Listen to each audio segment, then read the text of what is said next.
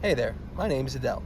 Today I'll be going over how to use your adaptive cruise control and your speed limiter in your brand new vehicle.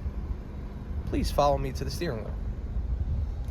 To activate your cruise control, all you have to do is take this resume button and push up once at your desired speed. For you to set it any faster, all you have to do is press it up again. For you to set it any slower, you push down once or twice depending on how fast or how slow you're trying to go.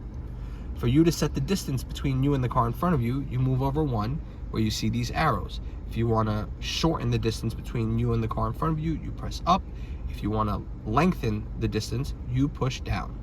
Now moving on over to the end where the speed limiter is, all you have to do is press this in at the desired speed and it will cancel your cruise control, but will limit you to that speed. And that is how you use your adaptive cruise control and your speed limiter.